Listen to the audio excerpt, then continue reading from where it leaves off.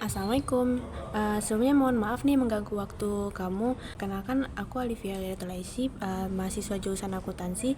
Jadi tujuan aku mewawancarai kamu tuh untuk tugas metopen aku tentang tekanan akademik di kalangan mahasiswa akuntansi.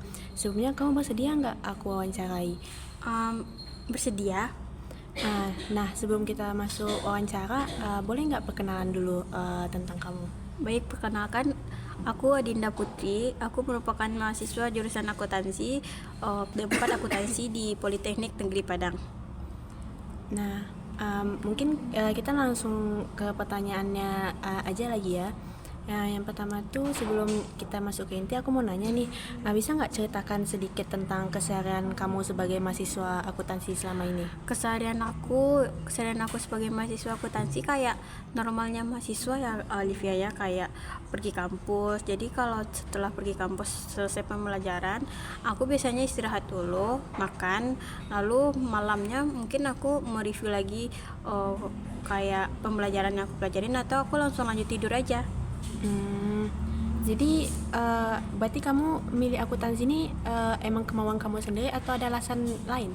Sebenarnya ini bukan kemauan aku sendiri banget gitu ya, tapi emang kayak mungkin dorongan dari diri aku. Jadi sebelumnya aku milihnya tuh teknik lingkungan UNAN. Karena pas SNBT kan pilihannya harus dua, aku nggak tahu ambil apa satu lagi.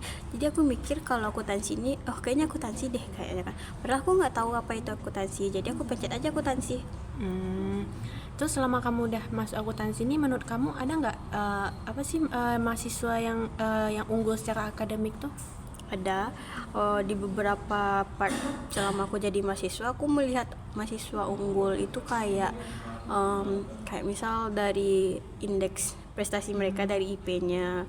Misal kalau IP-nya tinggi, aku merasa itu dia udah apa ya, udah berprestasi.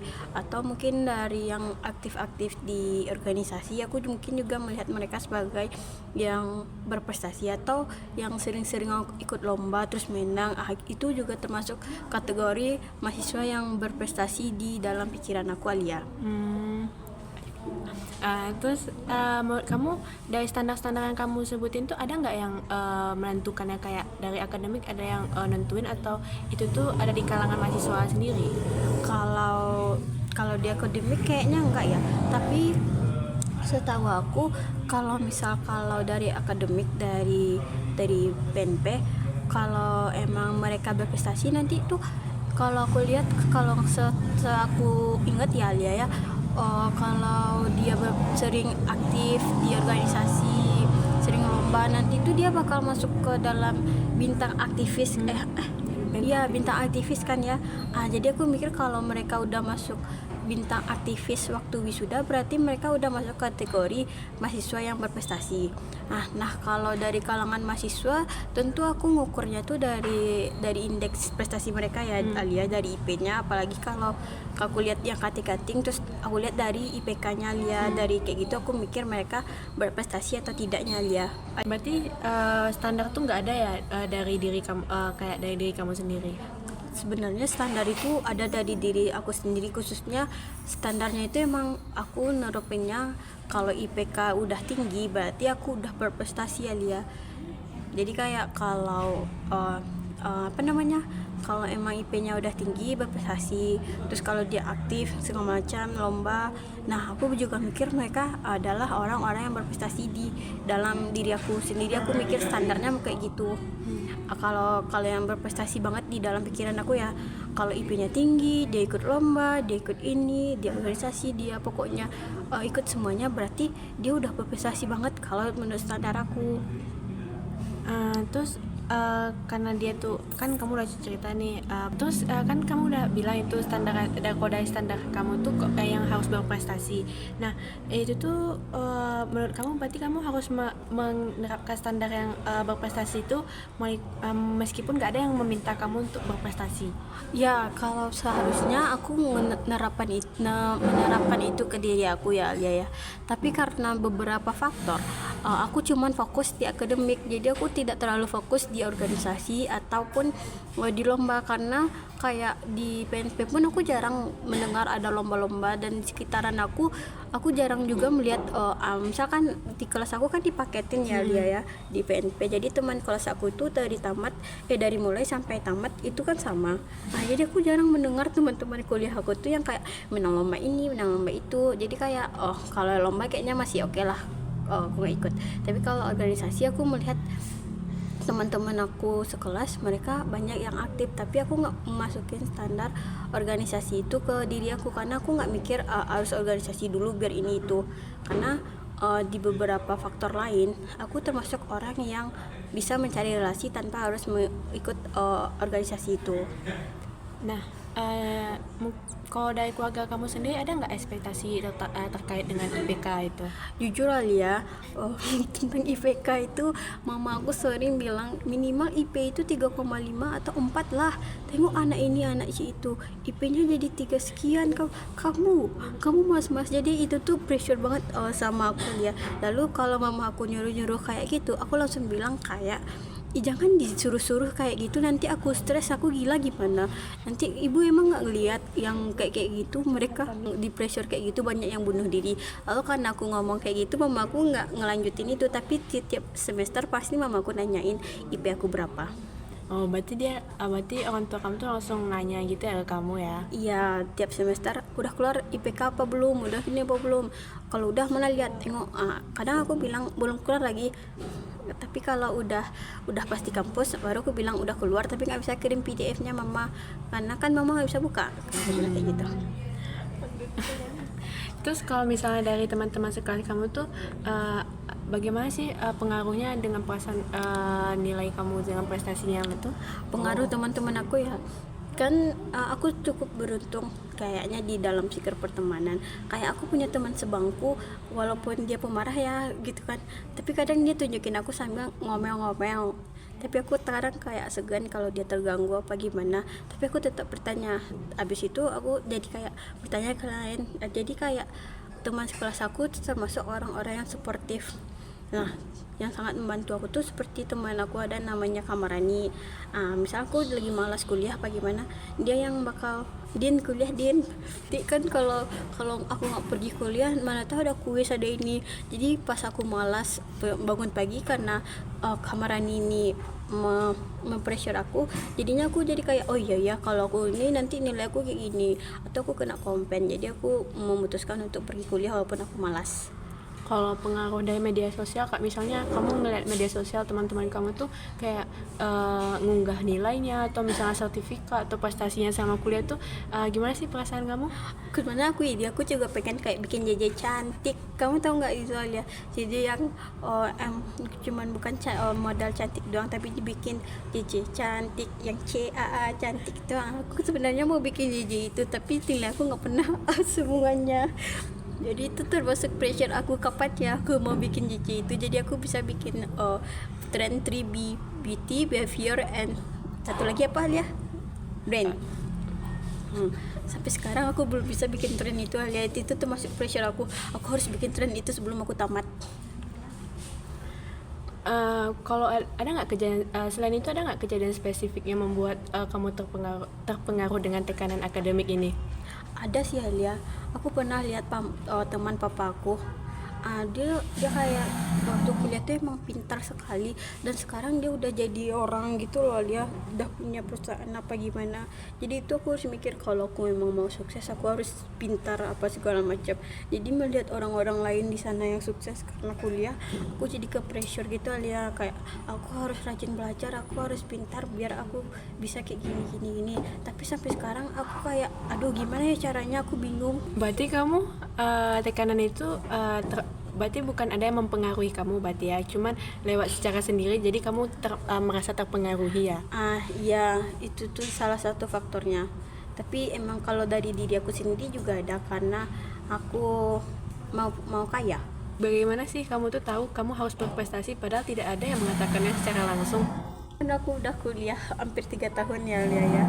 aku mikirnya aku harus berprestasi, aku harus ini segala macam, karena aku melihat kakak-kakak gitu loh ya, karena kalau mereka berprestasi untuk kedepannya mereka mudah, sedangkan kalau aku nggak berprestasi, aku harus mencari jalan sendiri tanpa ada bantuan apapun dari diri. Oke gitu lah ya. Kamu paham nggak maksud aku? Paham kok, Din. Terus ada nggak momen dimana kamu tuh menyadari tekanan itu sebenarnya berasal dari asumsi kamu sendiri, nggak ada yang nekanin dari akademik atau orang keluargamu, cuma dari diri kamu sendiri? Kadang aku ada sadar kayak gitu, tekanan itu emang berasal dari diri aku sendiri, tapi karena mama aku ya, balik lagi karena mama aku nanya-nanya IP aku tiap mau libur semester udah keluar apa belum, itu tuh jadi pressure banget ke diri aku ya, kayak IP-nya berapa udah keluar apa belum, itu kayak aduh pusing banget. Sebenarnya aku termasuk pas awal-awal kuliah aku udah bilang ke mama aku kalau IP aku nggak tinggi aku nggak mau kuliah dong, kata aku kan. Tapi mama aku kuliah aja lah. Tapi habis itu karena IP aku cuma 349 nggak nembus, dikit lagi ke 35, aduh mama aku nih jadi kayak kenapa nggak bisa nembus. Jadi itu tuh bikin aku kesal ya. Jadi kayak itu tuh sebenarnya aku bodo amat sama IP, karena mama aku jadinya aku harus mengejar IP itu jadinya ya. Kalau tidak kan mamaku nanya-nanya terus. Dari tekanan itu bisa dia memengaruhi cara belajar kamu nggak dalam mengerjakan tugas? Ya, jujur itu sangat mempengaruhi aku dalam mengerjakan tugas atau segala macam tentang belajar ya. Contohnya pas awal-awal semester 1, semester 2 itu aku sangat-sangatlah pemalas Alia. Kayak bikin tugasnya mau bikin tugas atau enggak ya udah, tugas dikumpul atau enggak ya udah, penting aku masuk atau enggak aku masuk ya udah. Tapi karena udah ke pressure ya, karena mamaku. Dari tekanan ini tuh ada nggak perubahan yang kamu, selain tadi yang mengerjakan tugas tuh, ada nggak kayak suasana hati kamu yang berubah, pola tidur kamu yang berubah, atau hubungan sosial kamu? Ada, misal aku biasanya kalau nggak ada tugas aku tidur jam 10, aku udah tidur kan ya. Pernah aku kalau ada tugas aku tidurnya jam 4, nanti bangun lagi jam 6, nanti bangun-bangun kelopak mataku udah hitam. Terus pernah juga kayak kalau suasana hati, misal aku udah ngerjain tugas dari pagi sampai malam, kalau misalkan lagi weekend, besoknya tuh aku langsung lemas, langsung bad mood. Dia kayak itu tuh mempengaruhi pola makan aku juga ya. Jadi aku harus mencari makanan manis, habis makan manis makan asin, habis makan asin makan manis. Jadi itu tuh membuat aku menggendut seperti sekarang ya. Terus kalau kayak hubungan sosial akibat tekanan ini ya, hubungan sosial aku dengan teman-teman aku sebenarnya fine aja, baik-baik aja. Tapi kadang aku harus lebih dari orang ini, aku nggak boleh tertinggal. Itu tuh bikin kayak aku kadang merasa insecure, apa gimana kalau orang tuh lebih pintar dari aku. Itu kayaknya itu termasuk nggak sih Alia? Ya. Terus apa yang kamu lakukan kalau misalnya tuh tekanan akademik masa berat? Apa sih yang kamu lakuin? Kalau tekanan itu tuh aku introspeksi diri aku dulu, dimana letak kesalahan aku sampai aku bisa merasa itu sangat berat ya. Habis itu kalau udah introspeksi aku mulai belajar lagi. Nah, salah satu cara lagi kalau itu tuh membuat aku berat, aku biasanya sering self reward. Saya membeli makanan manis, atau aku tipe orang yang kalau panikan aku suka jalan-jalan ke mall. Jadi aku menghabiskan duit aku untuk melihat-lihat makanan atau lihat jajanan di rak-rak mall gitu. Aku suka kayak gitu. Berarti kamu menghadapi tekanan itu secara sendiri, nggak ada orang yang membantunya ya? Kalau misalkan aku lagi punya pacar, aku terlibatkan pacar aku Alia.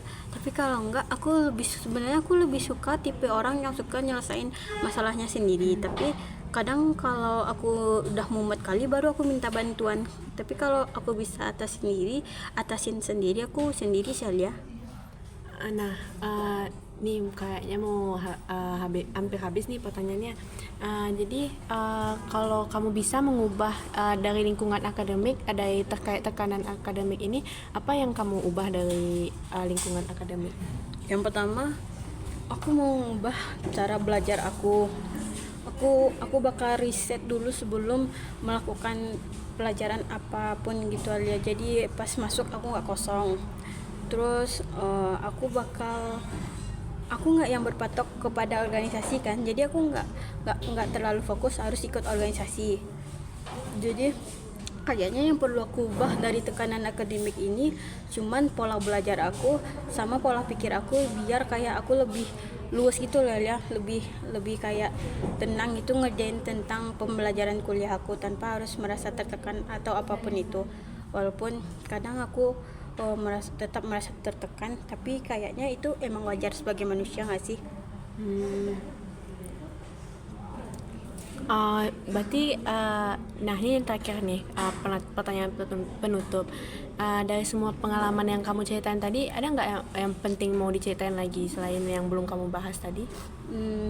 Kayaknya enggak sih, tapi kayaknya kalau tentang pressure akademik kayaknya aku udah belajar dari lama, karena mungkin aku udah 3 tahun ya kuliahnya, jadi kayak aku udah paham gimana cara kuliah nih. Tapi kalau mungkin pas awal-awal kayaknya aku bakal lebih sering nanya-nanya ke cutting atau ke siapapun itu yang lebih paham kuliah tuh apa sih, tanpa harus ke pressure sendiri, tanpa harus organisasinya sendiri. Harusnya aku bertanya ke orang lain atau ke siapapun. Aku harusnya nggak menganggap semuanya tuh bisa sendiri. Harusnya itu sih pembelajaran aku seharusnya tentang tekanan akademik yang terjadi di diri aku.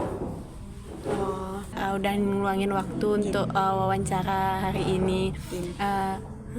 Aku jamin rahasia yang kamu ceritain tadi rahasia lah, nggak bakal aku sebar-sebar. Jadi makasih banyak udah membantu tugas aku kali ini ya, Din. Oke, aku kalau bisa cerita ini nggak bocor ya Alia ya, karena itu termasuk aib aku. Terima kasih ya Alia ya.